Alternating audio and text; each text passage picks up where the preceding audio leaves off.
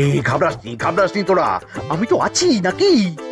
ওদেরকে আমাদের হাতে তুলে দিন মন্ত্রী মশাই। ওরা যা করেছে তার শাস্তি ওদেরকেই পেতে হবে। আরে শাস্তি যার পাওয়ার শাস্তি তাকে দাও গিয়ে, আমি নয় যাবো সেখানে তোমাদের সাথে। মানে এরা তো বেচারা কর্মচারী শুধু, আসল পাপী তো গোপাল ভাঁড়। এসব কি বলছেন আপনি? যেই দোকান থেকে মিষ্টি খেয়েছো সেই দোকানের নাম কি? হ্যাঁ, গোপাল মিষ্টান্ন ভান্ডার।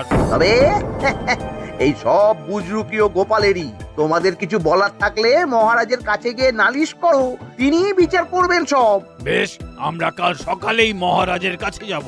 গোপাল খুড়ো শেষমেশ। ছি ছি ছি ছি ছি। মন্ত্রী যা বলছে তা কি সত্যি গোপাল? তুমি সাধুর ছদ্মবেশে মন্ত্রী বউকে বলেছিলে মিষ্টির দোকান খোলার কথা? হ্যাঁ মহারাজ, কিন্তু আপনি বিশ্বাস করুন ওই মিষ্টি আমি বানাইনি মহারাজ। ও সব কথা পরে হবে, আগে যে অন্যায় করেছো তুমি তার সাজা যে তোমাকে পেতেই হবে। দেখো কেমন লাগে। মন্ত্রী মশাইকে কিছু বলবেন না মহারাজ, তার বুদ্ধিতেই তো ওই মিষ্টিগুলো বানানো হয়েছিল। সে তো আমি বাধ্য হয়ে করেছি। ভালো মিষ্টির দোকান খোলার সাধ্য কি আমার আছে মহারাজ? তাই যা ছিল তাই দিয়েই বানিয়েছি ওই মিষ্টি।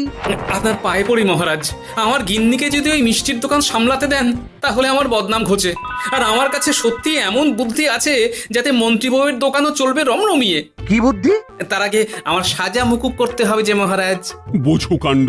ছেড়ে দিন মহারাজ, গোপালের বুদ্ধিতে যদি সত্যি দোকানটা থেকে কিছু লাভ হয় তাহলে গিন্নিরও শান্তি আর আমারও তাতে শান্তি।